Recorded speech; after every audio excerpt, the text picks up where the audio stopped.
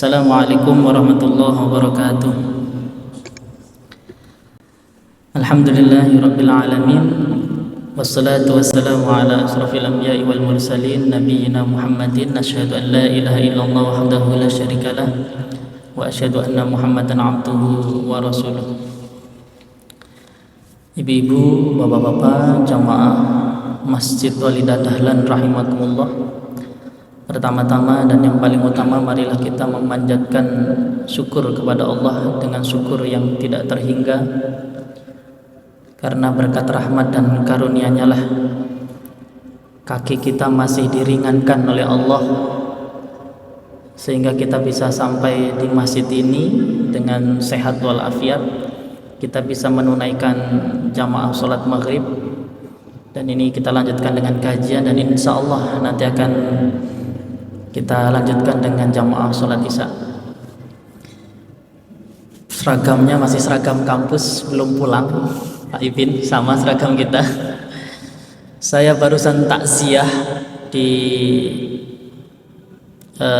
Pasar Godian, kesana daerah mana tadi itu, suaminya dosen Unisa yang wafat tadi subuh jam 4. Beliau tidak sakit, sehat walafiat Pak.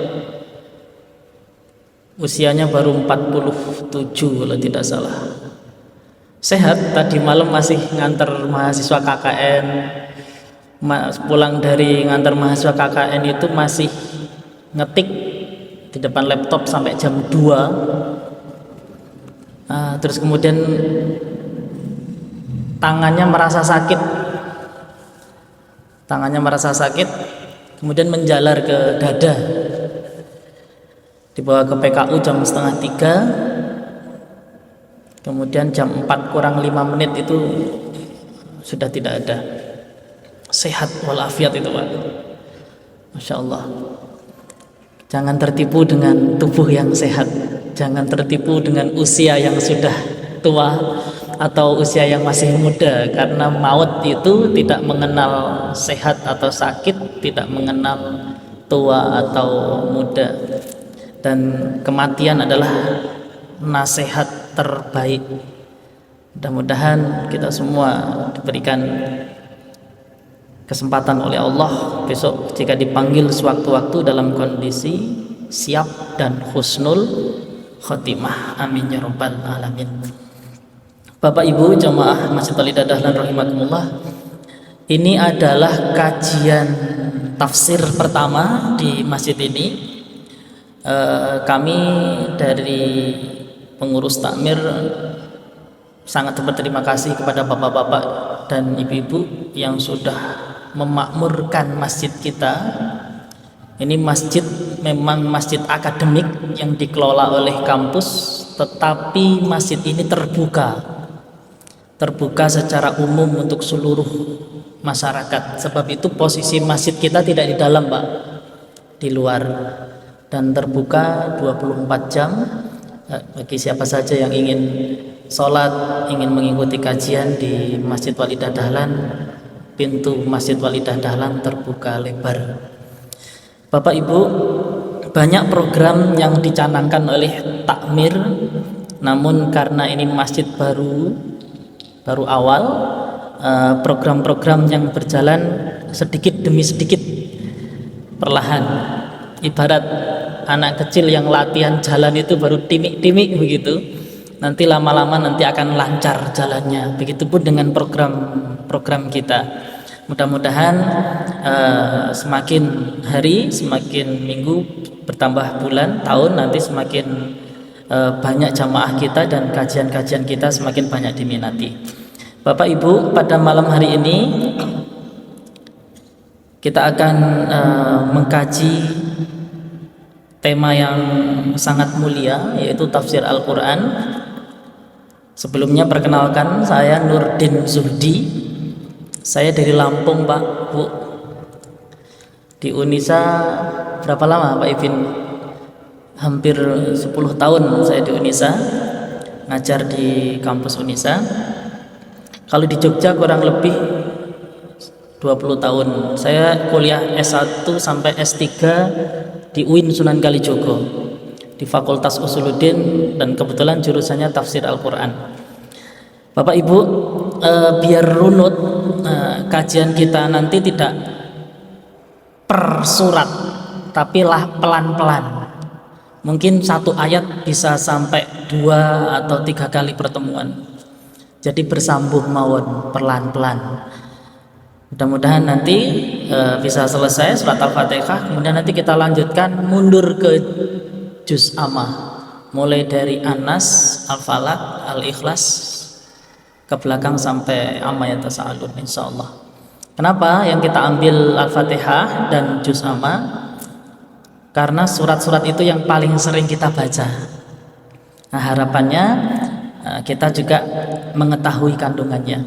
Bapak Ibu, menurut para ulama, tingkatan orang mempelajari Al-Quran itu ada 5. Kira-kira kita nanti ada yang tingkatan keberapa?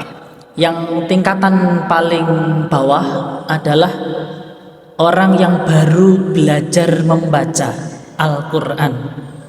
Itu tingkatan yang paling bawah, paling rendah, paling ringan, yaitu orang Islam, orang yang beriman yang baru belajar membaca, belum bisa membaca Al-Quran, kemudian dia pengen bisa membaca, sehingga dia bertekad untuk mempelajari supaya bisa membaca. Itu tingkatan pertama, belajar membaca.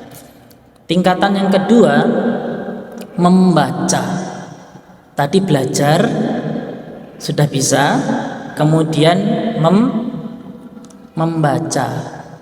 Biasanya kita mulai istiqomah membaca itu diistiqomahkan setiap habis sholat, terutama sholat maghrib dan sholat subuh. Ada yang sholat 5 waktu minimal 1 ayat, 2 ayat, 1 halaman begitu, kalau yang sudah lancar. Itu tingkatan kedua. Tingkatan pertama tadi belajar membaca, yang kedua nopo Bapak Ibu? Membaca. Yang ketiga menghafal. Menghafal, sudah bisa membaca, kemudian mulai istiqomah membaca. Yang ketiga menghafal, tingkatan yang ketiga. Sedangkan tingkatan yang keempat itu memahami. Sudah bisa membaca, sudah istiqomah membaca, sudah bisa menghafal beberapa surat-surat pendek atau syukur sampai beberapa juz. Nah, level yang keempat adalah memahami apa yang dibaca, apa yang dihafal. Tingkatan yang keempat. Dan tingkatan yang paling tinggi adalah mengamalkan apa yang sudah dipelajari, apa yang sudah dibaca, apa yang sudah dihafal, apa yang sudah difahami, itu diamalkan. Itu level yang paling tinggi. Misal kita membaca Al-Fatihah ayat yang kelima nggih, iyyaka na'budu wa iyyaka nasta'in. Hanya kepadamulah kami menyembah atau beribadah, dan hanya kepadamulah kami memohon pertolongan. Itu sudah dipahami, dibaca terjemahnya kita sudah paham. Pertanyaannya, apakah sudah diamalkan dalam kehidupan sehari-hari? Contoh, hanya kepada Allah kita menyembah, tapi di luar sholat kita masih percaya enggak dengan sesuatu yang bisa menjerumuskan kepada perbuatan syirik? Katanya wa iyyaka nasta'in, hanya kepada Allah kita memohon pertolongan, tetapi kita masih memohon pertolongan kepada selain Allah, masih percaya dengan jimat, masih percaya dengan ramalan, masih percaya dengan kodam ya, yang ada di cincin, di keris, di rajah dan lain sebagainya. Nah, kalau itu masih kita percayai, berarti kita belum bisa mengamalkan iyyaka na'budu wa iyyaka nasta'in. Itu contoh sederhananya. Kira-kira ibu bapak jamaah yang ada di sini levelnya level yang mana? Belajar sudah istiqomah membaca belum? Habis maghrib, habis subuh. Sihir paling banyak itu subuh dan maghrib. Nah itu setan pada keluar semua. Adik saya kena sihir tahun 2019 gara-gara menolak ajakan menikah perempuan dari daerah timur sana. Adik saya laki-laki, Pak. Itu kena sihir habis subuh. Ya, jadi waktu-waktu surup, kalau orang zaman dulu itu jam-jam mau menjelang maghrib, nah itu nggak boleh di luar rumah itu kan. Nah, itu waktu-waktu surup. Nah itu maka dianjurkan, disunahkan untuk berzikir, dan zikir terbaik adalah membaca Al-Quran. Nanti kita akan sampai masalah sihir di surat An-Nas sama Al-Falaq. Kita sampai di situ insya Allah, karena dua surat itu turun secara khusus berkenaan dengan sihir. Rasulullah Nabi Muhammad SAW juga pernah kena sihir. Nanti akan saya sampaikan beberapa contoh-contoh sihir. Dan puncak sihir umat Islam, umat dunia, itu besok ketika Dajjal turun ke muka bumi. Itu puncak sihir. Ketika Dajjal bisa menghidupkan orang yang sudah mati, ketika awan di langit itu sudah bersih, tidak ada mendung, 3 tahun berturut-turut tidak ada hujan, dengan telunjuknya itu kemudian awan datang berubah menjadi hitam, turun hujan. Itu puncak sihirnya. Dan umat Islam, umat manusia tidak bisa lepas dari sihir. Nabi Musa, mukjizatnya tongkatnya untuk mengalahkan sihir ular dari pengikutnya Fir'aun, ya. Nah, itu Bapak Ibu. Nah, itu tingkatan orang dalam membaca Al-Quran. Mudah-mudahan ya minimal tingkatan yang kedua lah sudah mulai istiqomah membaca, walaupun grodal-gradul enggak apa-apa. Kata Nabi itu, orang yang pandai, mahir dalam membaca Al-Quran, dia akan bersama para malaikat yang mulia. Tetapi apabila ngajinya masih terbata-bata, masih grodal-gradul, masih terseok-seok, itu tetap mendapatkan 2 pahala. Jadi kalau Bapak Ibu masih tingkatannya belajar, lanjut saja, tidak usah takut salah, karena salah pun masih dapat pahala. Semangat, biar semangat. Nah, itu mudah-mudahan ya, level 1. Kalau sudah di level 1, naik di level kedua. Kalau sudah di level yang kedua, level ketiga menghafal, lalu nanti memahami minimal kita beli Quran terjemahan, Bapak Ibu. Sekarang sudah banyak nggih Quran terjemah dengan berbagai macam variasi ukuran, terus warna-warni, tajwid, itu memudahkan kita. Nah, itu Bapak Ibu. Kemudian yang kedua, sebelum ke tafsir, Bapak Ibu, kenapa sih Al-Quran harus ditafsirkan, Bapak Ibu? Mengapa Al-Quran harus ditafsirkan? Karena Al-Quran itu hudan, petunjuk. Banyak ayat di dalam Al-Quran yang menjelaskan bahwa Al-Quran itu kitab petunjuk. Bismillahirrahmanirrahim. Misalnya di Al-Baqarah, Alif Lam Mim, dzalikal kitabu la raiba fih, hudal lil muttaqin. Nah, petunjuk bagi orang-orang yang bertakwa. Nah, fungsi Al-Quran sebagai petunjuk, Bapak Ibu, itu baru dapat baru dapat berfungsi sebagai kitab petunjuk itu kalau kita bisa menggali maknanya. Kalau dalam bahasa Arab itu ada istilah ma'anil Al-Quran. memaknai Al-Quran, menerjemahkan Al-Quran, memahami kandungan Al-Quran. Nah, tafsir itu salah satunya dalam rangka menggali arti atau maksud atau kandungan dari ayat-ayat Al-Quran. Tentu Bapak Ibu, kita tidak dapat menjadikan Al-Quran sebagai hudan, petunjuk, kalau kita tidak bisa memahami kandungannya. Karena kandungan Al-Quran itu bisa terungkap kalau kita mempelajarinya, salah satunya dengan ilmu tafsir. Tafsir itu mengungkap makna di balik teks Al-Quran. Nah, terlebih Al-Quran itu berbahasa Arab Bapak Ibu, sedangkan kita bukan orang Arab. Betul? Kita orang Indonesia, bahasa Jawa, bahasa Sunda, ya, bahasa Lampung, Sumatera, dan lain sebagainya. Nah, kita kurang atau tidak tahu arti dari kandungan Al-Quran. Ada yang sudah hafal arti dari surat Al-Fatihah dari ayat pertama sampai ayat terakhir? Artinya acak aja, tidak harus tekstual. Nah, itu salah satunya. Tafsir itu untuk mengungkap makna dan memahami makna ayat yang kita baca, itu bisa mengantarkan kepada kekhusyuan kita dalam sholat.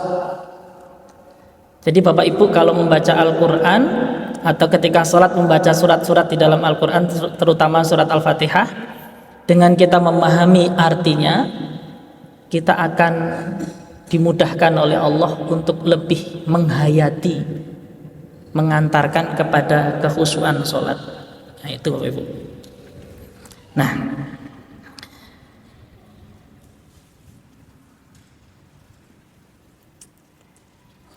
kapan Al-Quran turun Bapak Ibu? Tahun berapa Al-Quran turun? Jarak kita dengan Nabi berapa tahun Bapak Ibu? Sekarang hijriahnya 1446 hijriah. Nah, ini kebetulan tahun baru hijriah, saat tanggal bulan Muharram, sekaligus mengingatkan besok puasa Asyura, tanggal 10 Muharram besok.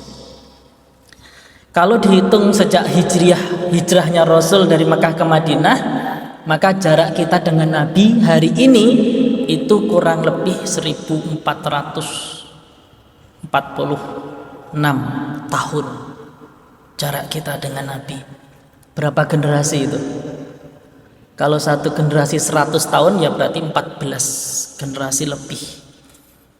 Jadi jarak kita dengan Nabi sangat jauh. Kalau para sahabat dahulu membaca Al-Quran, kemudian tidak ngerti isi Al-Quran, para sahabat langsung menghadap Rasul. Wahai Rasul, apa maksud ayat ini? Zaman dulu begitu. Nah, sekarang Rasul sudah wafat. Kita bertanya kepada siapa? Nah, sebab itu tafsir diperlukan. Dan salah satu mufassir dari kalangan sahabat yang paling terkenal dan paling masyhur adalah Ibnu Abbas, sahabat Nabi terkenal. Nah, kitab tafsir terus berkembang Bapak Ibu. Kalau ayatnya tetap tidak berubah, tapi tafsirnya berkembang. Untuk di Indonesia yang terkenal ada tafsir Al-Azhar karya Profesor Buya Hamka, kemudian ada tafsir Al-Misbah 15 jilid, mungkin kalau dijajar tebalnya semeja ini. Kemudian ada tafsir Al-Ibris karya Bisri Mustafa, bapaknya Gusmus.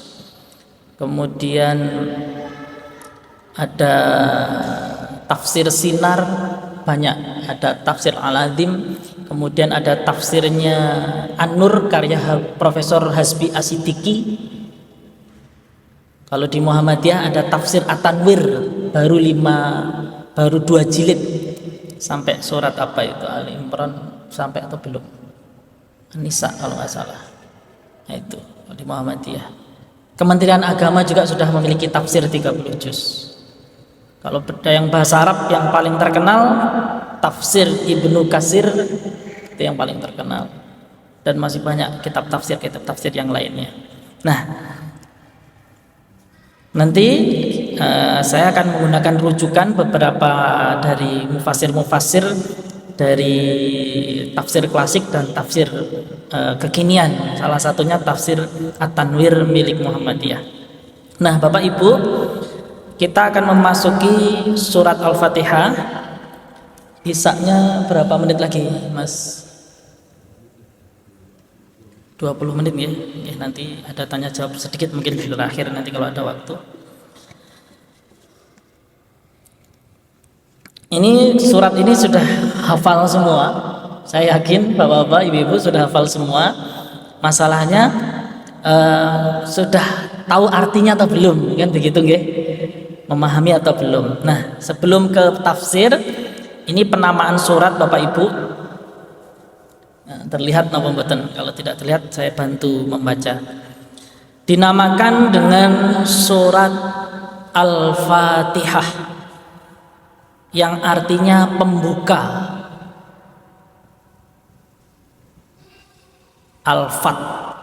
Al-Fatih ya, itu artinya sama, pembuka, kunci, ada yang memaknai kunci, karena letaknya berada di urutan pertama surat-surat yang ada di dalam Al-Quran dan merupakan intisari dari seluruh kandungan Al-Quran yang kemudian diperinci oleh surat-surat sesudahnya. Jadi Al-Fatihah itu kenapa disebut pembuka? Karena memang kandungan Al-Quran itu merangkum dan pokok-pokok isi Al-Quran ada di dalam surat Al-Fatihah. Sebab itu Bapak Ibu, Al-Fatihah itu juga disebut dengan Ummul Kitab. Ummi, ibu, induknya Al-Quran. Disebut induk karena di dalamnya mengandung pokok-pokok isi Al-Quran secara keseluruhan. Itu ada di dalam surat Al-Fatihah.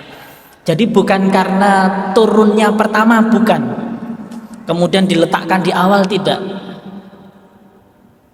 Jadi yang turun pertama bukan surat Al-Fatihah ya, Al-Alaq, Iqra ya, Iqra. Kenapa diletakkan di awal? Ini tauqifi itu yang meletakkan Rasulullah atas petunjuk Allah. Itu sudah wahyu begitu. Kemudian ya, apa sih isi pokok surat Al-Fatihah yang sampai disebut sebagai Ummul Kitab? Yang pertama, di dalam surat Al-Fatihah itu mengandung penjelasan tauhid dan keimanan atau akidah. Itu ada di surat Al-Fatihah. Seperti iyyaka na'budu wa iyyaka nasta'in. Yang kedua, tentang ibadah. Sama, iyyaka na'budu ya, hanya kepadamu lah kami menyembah, mohon pertolongan dan lain sebagainya. Janji dan kabar gembira bagi orang-orang yang mukmin ada di surat Al-Fatihah. Ancaman dan peringatan bagi orang-orang kafir dan pelaku kejahatan. Kemudian kisah orang-orang yang beruntung karena taat kepada Allah dan sengsara karena mengingkarinya. Itu 5 pokok isi dari surat Al-Fatihah yang itu kemudian diperinci penjelasannya, uraiannya di ayat-ayat atau surat-surat sesudahnya yang ada di dalam Al-Quran sebanyak 30 juz itu Bapak Ibu. Nggih. Kemudian apa sih keutamaan surat Al-Fatihah itu Bapak Ibu? Ini belum ke tafsir nggih Bapak Ibu. Keutamaannya dijelaskan di dalam hadis Sahih Bukhari, la sholata liman lam yaqra bi Fatihatil Kitab. Tidak sah salat seseorang yang tidak membaca surat Al-Fatihah. Bahkan Imam Syafi'i itu mengatakan imam yang Al-Fatihahnya keliru, nah itu tidak sah sholatnya. Orang yang Al-Fatihahnya salah itu, apalagi dia menjadi imam, itu bisa tidak sah menurut Imam Syafi'i. Maka menjadi imam sholat itu yang paling pokok dibetulkan di surat Al-Fatihah. Surat-surat pendek salah masih dimaklumi, karena surat-surat pendek itu bukan rukun, sedangkan Al-Fatihah itu rukun sholat. Bapak ibu kalau sholat tidak membaca Al-Fatihah tidak sah sholatnya. Tetapi bapak ibu tidak membaca surat pendek tetap sah. Habis walabdolin amin langsung rukuk, tidak membaca surat-surat pendek kulhu, Al-Falaq dan yang lain-lainnya, sholatnya tetap sah, karena surat-surat pendek itu bukan rukun sholat.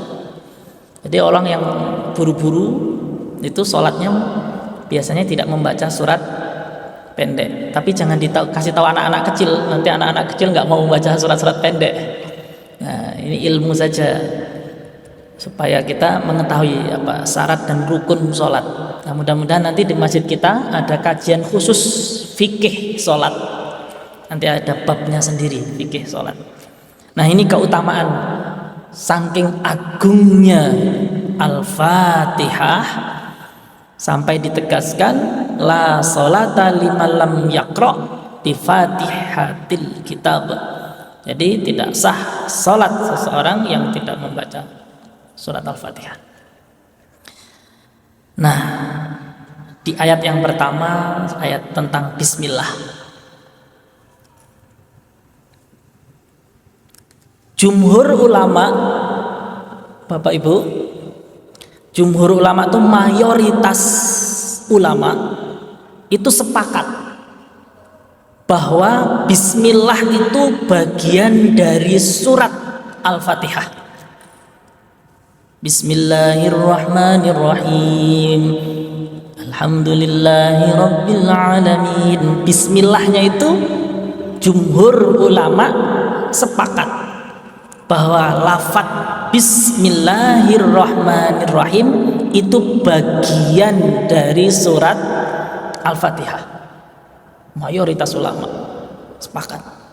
Tidak ada perdebatan mayoritas ulama. Artinya apa? Ya bismillah itu ayat pertama. Ayat pertama. Nah, dasarnya ini Bapak Ibu ya.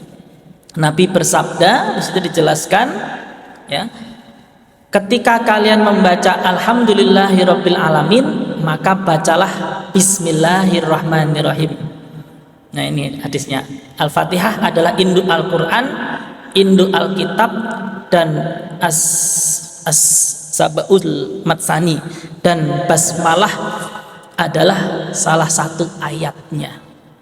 Nah, ini udah sepakat, tidak ada perdebatan bahwa bismillahirrahmanirrahim itu bagian dari surat Al-Fatihah. Nah, sekarang yang kedua, apakah bismillah harus dibaca keras ya, jahar, atau pelan, sir, sembunyi? Ibu-ibu pernah dengar nikah siri? Nah, itu nikah sembunyi, biar nggak ketahuan, Pak. Sir, membaca bismillah juga ada jahar, ada sir. Jahar itu jelas, sir itu pelan atau sembunyi-sembunyi. Isanya jam berapa? 18:53 masih ya? Yeah. Nah, apakah bismillah dibaca pelan atau keras, Bapak Ibu? Imam kita di sini bacanya keras atau pelan? Kadang keras, kadang pelan. Ustadz Zaid kadang dibaca bismillahnya, kadang tidak. Ustadz Zulfikri juga sama, kadang dibaca terang ya, jelas, kadang tidak. Nah, kita akan lihat.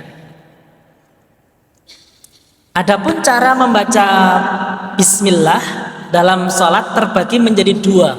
Tadi sudah kita sebutkan, jahar jelas, sir samar atau pelan. Kalau jelas dia jelas Bismillahirrahmanirrahim. Kalau sir ya Bismillah, Alhamdulillah, baru begitu. Sir pelan. Dan ini tidak ada kaitannya dengan ormas apapun. Ya, jahar, benderanya itu, sir, benderanya itu, tidak ada. Ini murni karena ilmu, ada hadisnya, ya, ada hadisnya. Jangan klaim, bismillahnya pelan-pelan. Wah, itu Muhammadiyah ya, itu. Ini jahar jelas, kelompok sebelah ya, tidak ada hubungannya itu. Karena ormas-ormas itu baru usianya 100 tahun, Pak. Muhammadiyah itu 111 tahun lebih. NU baru 100 tahunan kemarin ini NU.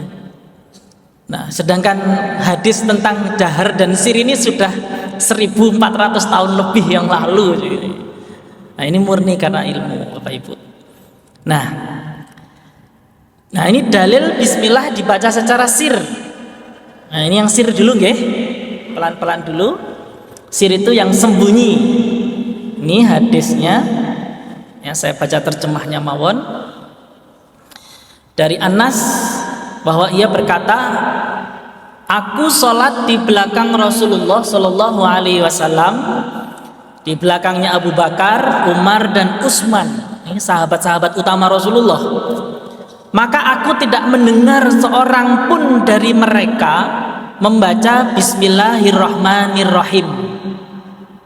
Nah, jadi Anas ini sahabat Rasul ini tidak mendengar baik Rasul, Abu Bakar, Umar atau Utsman yang membaca Bismillahirrahmanirrahim.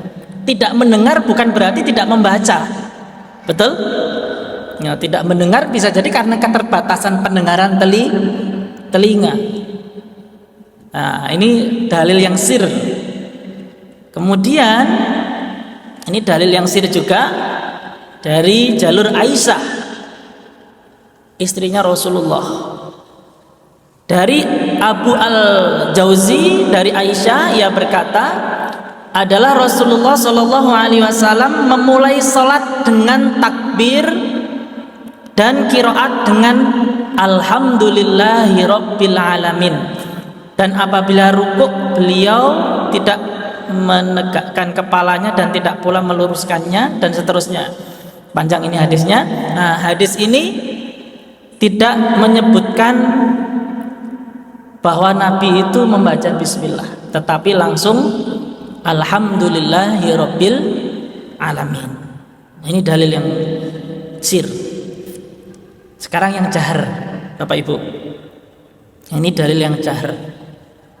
Hadis yang diriwayatkan oleh An-Nasa'i dari Nu'aim Al-Mujammir yang berstatus hadisnya sahih juga, sama sahih. Ia berkata, ya, Abu Nu'aim Al-Mujammir berkata, aku sholat di belakang Abu Hurairah. Abu Hurairah itu sahabat Nabi yang paling banyak meriwayatkan hadis. Paling banyak meriwayatkan hadis, Abu Hurairah. Ia membaca Bismillahirrahmanirrahim, kemudian membaca Ummul Quran Al-Fatihah hingga sampai ghairil maghdubi alaihim waladdallin. Jadi menggunakan bismillah.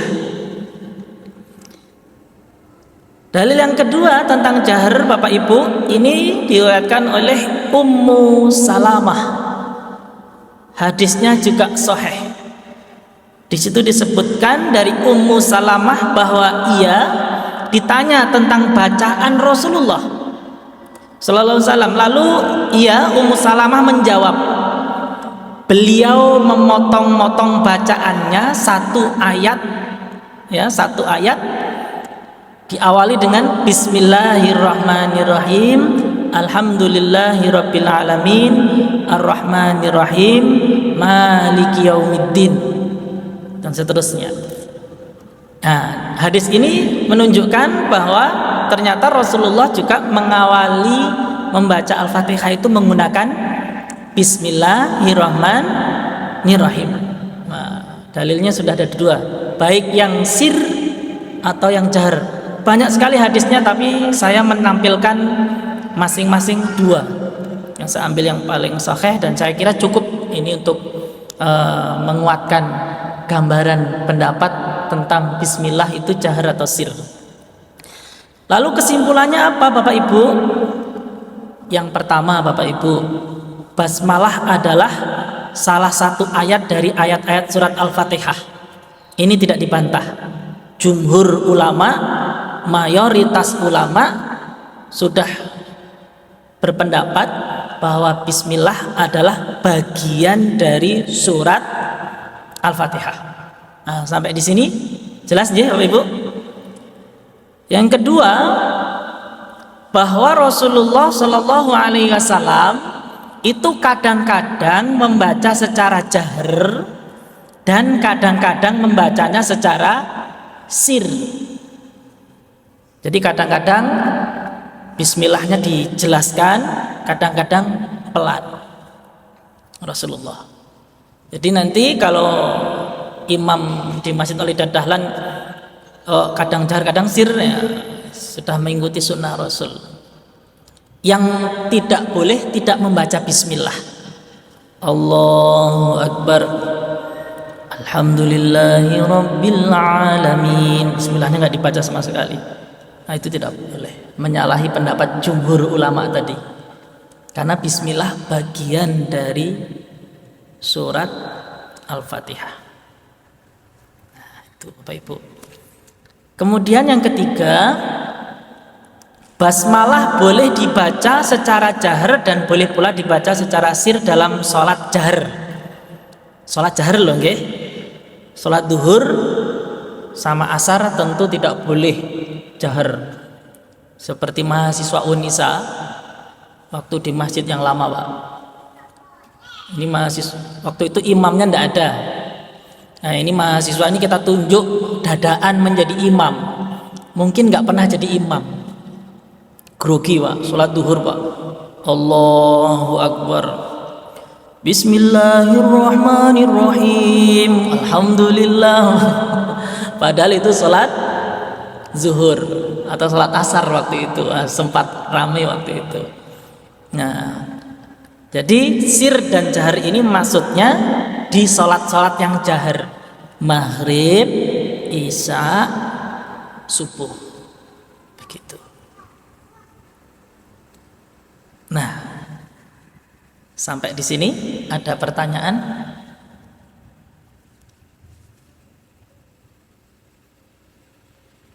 Kok masih lama waktunya?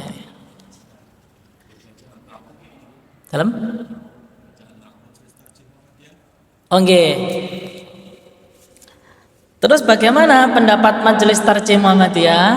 Majelis Tarjih Muhammadiyah, karena kampus ini di bawah naungan Muhammadiyah, di dalam kitab Tafsir At-Tanwir karya Majelis Tarjih dan Tajdid Pimpinan Pusat Muhammadiyah, di situ disebutkan boleh membaca secara jahar, boleh membaca secara sir. Tidak harus diawali dengan ta'awud, tidak harus. Tapi kalau mau digunakan ta'awud juga dibolehkan. A'udzubillahi minasyaitonirrajim. Bismillahirrahmanirrahim. Tapi ta'awudnya sir aja.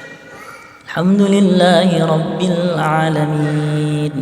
Pendapat Majelis Tarjih di dalam kitab Tafsir At-Tanwir ada, nanti bisa dibaca Bapak Ibu. Kalau belum punya bisa beli atau pinjam di Unisa. Itu jelas disebutkan kita boleh membaca secara jahar jelas atau dibaca secara sir. Nah, sebab itu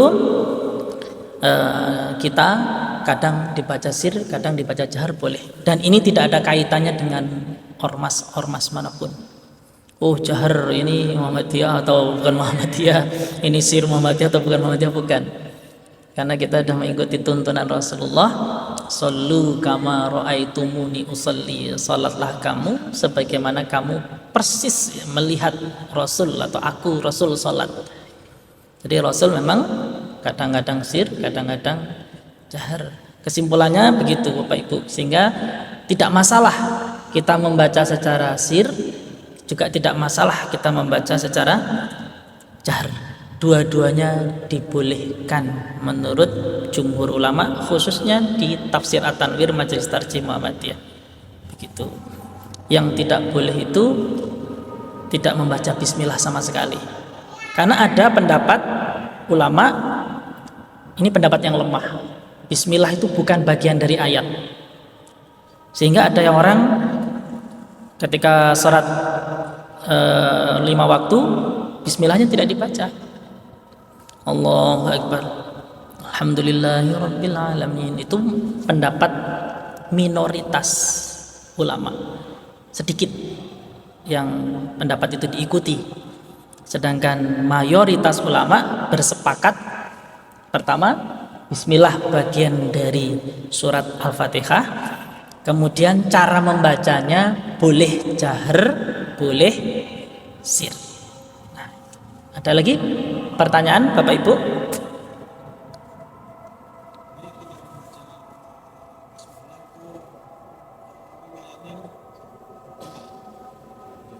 Yang membaca? Iya. Jadi yang tidak membaca basmalah itu riwayatnya lemah. Dan riwayat yang paling sahih dan paling kuat, jumhur ulama, mayoritas ulama itu sudah berpendapat bahwa basmalah itu bagian dari surat Al-Fatihah dan tidak bisa dipisahkan. Maka dari itu kalau habis waladhdallin amin itu tidak harus membaca bismillah secara jahar, sir aja Bapak, langsung baca ayat-ayat. Begitu Bapak Ibu. Saya kira itu Bapak Ibu, karena sudah berkumandang. Informasi sedikit untuk jadwal subuh kita memang lebih lambat 8 menit. Karena kita menggunakan hisabnya Muhammadiyah, jadwal subuh kita memang lebih lambat 8 menit.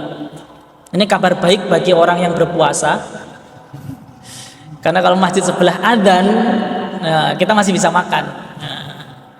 Karena di Muhammadiyah masih 8 menit. Mundurnya 8 menit.